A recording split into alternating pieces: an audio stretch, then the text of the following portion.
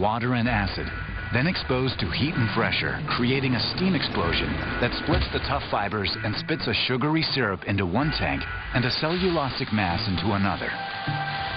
Rare, powerful enzymes break down the tough strands of cellulose into fermentable sugars. Microbes then turn the sugars into ethanol. The secret to Verenium's technology is the enzymes. Verenium has gone out bioprospecting for organisms that can survive in places like glaciers and volcanoes, mine the enzymes out of them, and then use their amazing laboratories in San Diego with these robots that can look at 1 million enzymes at a time to find the enzymes that are most effective. With its pilot plant fully operational, Verenium is now poised to open its first demonstration plant, where they anticipate greater biofuel yields than anything achieved with corn ethanol. The ethanol yield per acre for corn plants is roughly in the magnitude of about 300 gallons per acre. We're more in the magnitude of around 1,800 to 2,000 gallons per acre.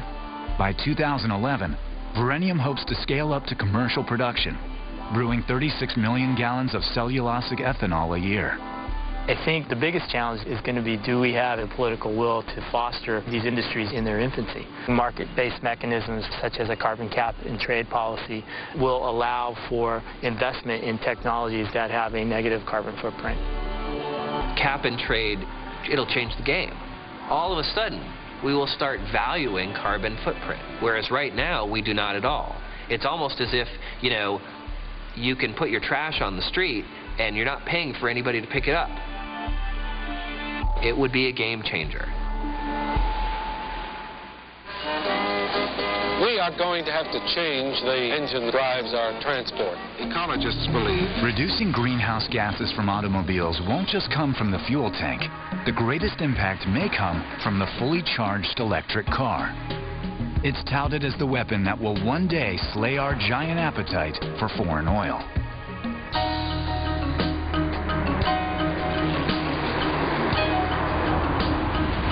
With history stacked against them, Tesla Motors set out to prove that an all-electric car can be powerful, sleek, and green. The Roadster is all that and more. 0 to 60 miles an hour is 3.9 seconds and a range of 244 miles per charge. So that makes it the fastest and farthest production electric car ever produced.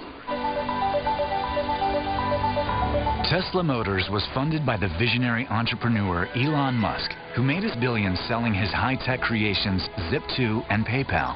Next, he built SpaceX, a private rocket-building company. I wrote my first commercial program when I was 12, and also made rockets and explosive incendiary devices just for fun. With no prior car experience, but an abundance of determination, Musk is now chairman, CEO, and product architect of Tesla Motors. With its headquarters in Silicon Valley, in many ways, Tesla sees itself as a high-tech company. The value I saw in helping create Tesla was accelerating the transition to electric cars. Musk sees his Roadster as the bridge to a whole new generation of electric vehicles.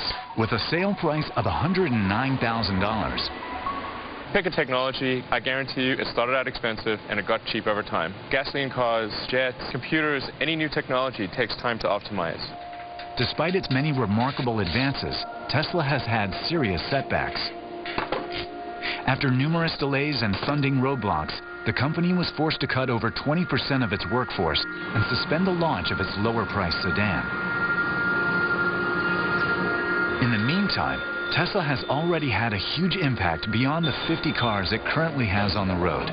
It helped inspire General Motors to build the Chevy Volt, a plug-in electric hybrid scheduled to hit the market in 2010. Another Silicon Valley technology company is fast coming up in the rearview mirror.